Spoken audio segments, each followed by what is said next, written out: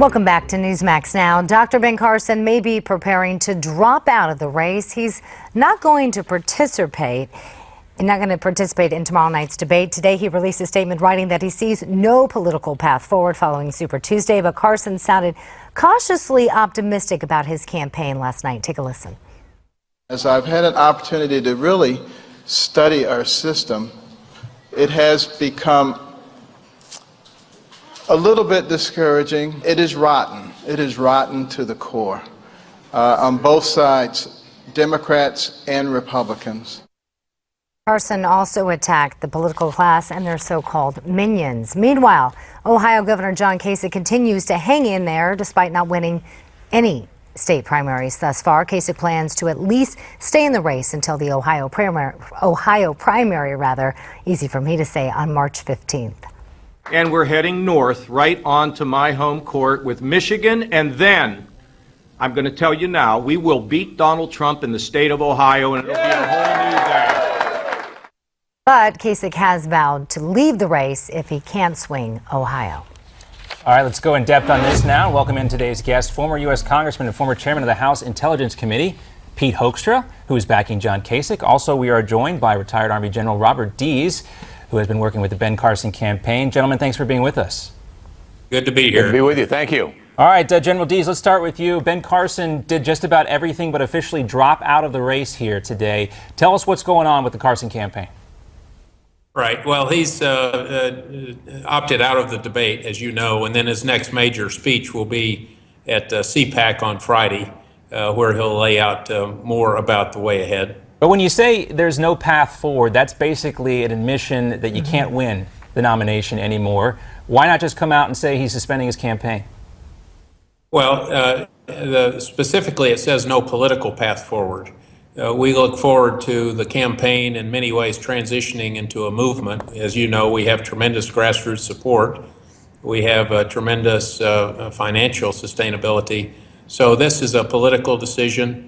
And as you well know, we have a lot of intricacies to consider related to the FEC and we just want to do things right at this point in time, transition gracefully, and allow Dr. Carson the maximum legacy in the future. I don't want to sound disrespectful, Robert Dees, General Dees, but this, to the person who doesn't understand the intricacies of the FEC law, this sounds like Dr. Carson is no longer pursuing the GOP nomination for president. Is it fair to say that?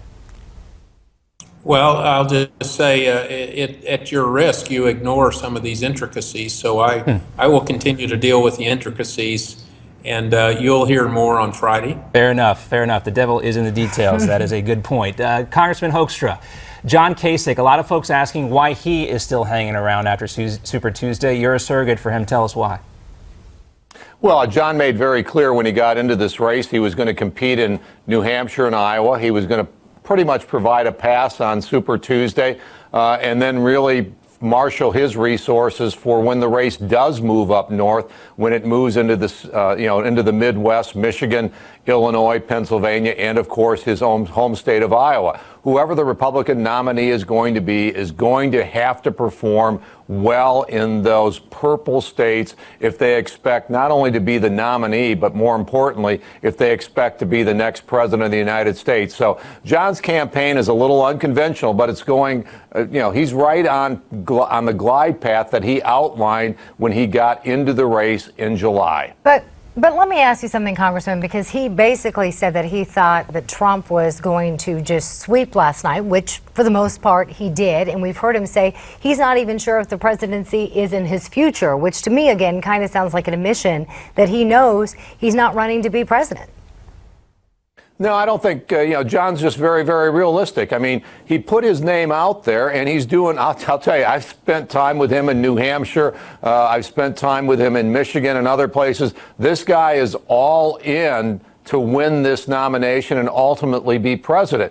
But, he's also a man of faith, and he recognizes that just because he believes he should be the next president, God may have a different plan for him. And so, he's not going out and saying, when I'm president and all that. He is focused on the moment and putting in 100%, 110% into winning the nomination and winning the presidency, but he's realistic and just saying, that may or may not happen. General Dees, let me ask you, because a lot of people have said that Carson is in line or want Carson to be in line to be the next vice president if he doesn't decide to continue his race for the presidency. Is that a possibility that he would be interested in doing that?